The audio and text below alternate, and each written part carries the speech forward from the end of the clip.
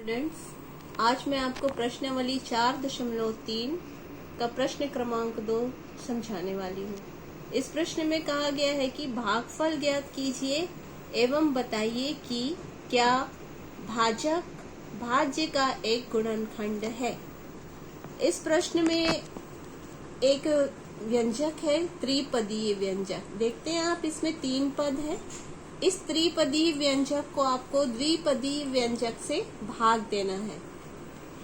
देख रहे हैं आप, x² माइनस 11x प्लस 30 को आपको भाग देना है x माइनस 5 से, और उसके बाद आपको बताना है कि क्या x minus 5 x² minus 11x plus 30 का एक गुणनखंड है।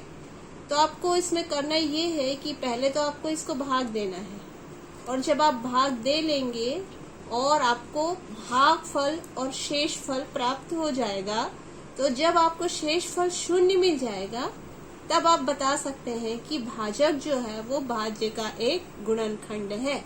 तो आपका मेन मोटिव ये है कि आपको शेषफल देखना है कि क्या शेषफल 0 आता है या फिर 0 नहीं आता है। तो सबसे पहला काम हमको करना है भाग देने का। देख रहे हैं आपको, जिससे भाग देना है वो चीज है x माइनस 5। इसको हम कहेंगे भाजक। भाजक से हमको भाग देना है x² माइनस 11x प्लस 30। तो इसको भाग देने के लिए हमको करना ये होगा कि भाज्य, पहले आप देखिए भाज्य की घात कितनी है। भाज्य में पहला पद है x², तो आपको भाजक जो है उसको किसी एक ऐसी संख्या से गुणा करना पड़ेगा कि वो हमको x² मिल जाए। तो पहले आप भाजक को लिख लेंगे x माइनस 5 को, फिर इससे गुणा करेंगे किसी भी संख्या को, चाहे वो चर हो या अचर हो। मैं इसको गुणा करती हूँ x से। तो यदि मैं x से x को गुणा करती हूँ तो मैं इसको लिखूंगी x गुणा x, फिर मैं चिन्ह लगा दूंगी माइनस का, फिर हो जाएगा 5 का गुणा x से। मतलब मैंने ये किया कि पहले मैंने भाजक को लिख लिया, उसके बाद एक संख्या ऐसी सोची जिससे मुझे इसको गुणा करना है। और मैंने x ही क्यों लिया वो मैं आपको बताती हूँ अभी थोड़ी देर में। पहले आप ये देखिए, x का x से गुणा हुआ तो मुझे मिल गया x², और 5 का x से गुणा हुआ तो मुझे मिला 5x। अब आप बोलेंगे कि आपने x से ही क्यों गुणा किया इसको, इसके पीछे क्या रीजन है। तो वो रीजन ये है कि मुझे x की घात 2 चाहिए थी, और ये जो भाजक है उसमें x की घात 1 पहले से है, तो मुझे x की घात 2 चाहिए और इसके पास x की घात 1 पहले से ही है। इसलिए मुझको x की घात 1 से इसको गुणा करना पड़ा, ताकि x की घात 1 और x की घात 1 का गुणा हो तो ये दोनों जुड़ के x की घात 2 हो जाए। अगर मेरे पास यहाँ पे घात 3 होती तो मुझे इसको x की घात 2 से गुणा करना पड़ता। आप आगे के सवाल देख के समझ जाएंगे उसको। तो यहाँ पे मैंने पहले गुणा किया x से, तो मैं यहाँ ऊपर में लिख दूंगी x। अब ये जो गुणनफल आया है वो मैं यहाँ नीचे लिखूंगी, x² ऋण 5x। ये मैंने इस प्रकार लिखा। अब मुझे घटाना है, तो इस प्रकार के घटाने में हम एक काम ये करते हैं कि नीचे का जो पद है उसके चिन्हों को हम बदल देते हैं। x² के सामने कोई चिन्ह नहीं था, मतलब प्लस चिन्ह था। वो प्लस को मैंने राउंड कर दिया और प्लस के बदले हो गया वो माइनस। यहाँ 5x के सामने माइनस का चिन्ह था, उसको मैंने राउंड किया, अब ये हो गया प्लस। यानी कि नीचे का जो पद है उसके सारे चिन्ह बदल गए, क्योंकि मैं घटा रही हूँ। प्लस का हो गया माइनस और माइनस का हो गया प्लस। अब देखिए, ऊपर का जो x² है वो प्लस है और नीचे का x² हो गया माइनस, तो ये दोनों हो गए कैंसिल। एक प्लस और एक माइनस कैंसिल। अब माइनस 11x और ये है प्लस 5x, ये दोनों घट जाएंगे क्योंकि दोनों के चिन्ह असमान है।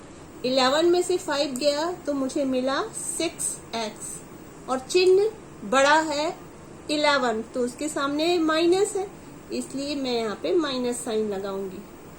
अब ये +30 जो बच गया है उसको मैं यहाँ वापस उतार लेती हूँ। पहला स्टेप मैंने हल कर लिया। अब दूसरे स्टेप में मुझे फिर से भाग देना है, तो मैं फिर से इसके बारे में सोचूंगी कि मैं x ऋण 5 को किससे गुणा करूं कि मुझे -6x मिल जाए।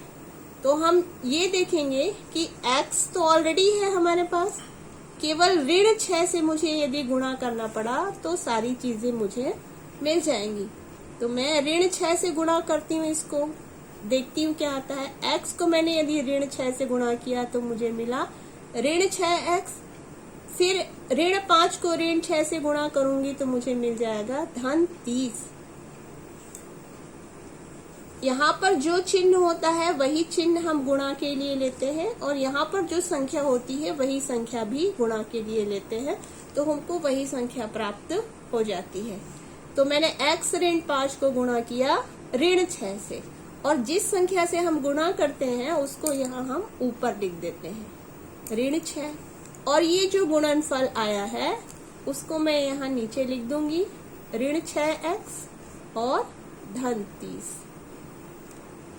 अब वापस मुझे यहाँ घटाने का प्रोसेस करना पड़ेगा। घटा रही हूँ तो ये ऋण के बदले हो जाएगा धन, ये धन का हो जाएगा ऋण। यहाँ पे नीचे के सारे चिन्ह बदल गए। ये ऋण 6x हो गया धन 6x, धन 30 हो गया ऋण 30। अब आप देख सकते हैं कि ऊपर में है ऋण 6x और नीचे में है धन 6x, दोनों अपोजिट साइन, तो कैंसिल हो गए। यहाँ ऊपर धन 30 और यहाँ पे नीचे हो गया ऋण 30, ये दोनों कैंसिल। ये आप जो गोला लगा है उन चिन्हों को मत देखिए, उसके बदले नीचे के चिन्ह काम आएंगे। ये जो गोला लगा है वो चिन्ह अब किसी काम का नहीं है, उसके बदले ये जो नीचे चिन्ह लिखे गए हैं वो काम आएंगे। तो ये दोनों कैंसिल हो गए, आपको शेषफल मिल गया 0। यही आपको चेक करना था कि आपको क्या मिल जाता है। आपको मिला शेषफल 0, और भागफल क्या मिला आपको वो भी आप लिखेंगे। भागफल यहाँ ऊपर जो आपने लिखा है वो भागफल है x ऋण 6। अब आपसे एक चीज पूछी गई है कि आप भाज्य का एक गुणनखंड है, तो आप बोलेंगे हाँ, भाजक भाज्य का गुणनखंड है, क्योंकि शेषफल 0 आया है। इसी प्रकार आप बाकी सवालों को बना सकते हैं, और जैसे जैसे आप प्रैक्टिस करते जाएंगे वैसे वैसे इन सवालों में परफेक्शन आएगा। शुरुआत में थोड़ी कठिनाई हो सकती है, मैं आपको आगे के और वीडियोस भेजूंगी, तब आप इसकी प्रैक्टिस करेंगे और आपसे ये बहुत इजी वे में बन जाएगा। तो अगर ये सवाल आपको अच्छे से समझ में आता है तो फिर आप नेक्स्ट क्वेश्चन बना सकते हैं, और कोई डाउट होगा तो आप मुझसे पूछिएगा। ओके।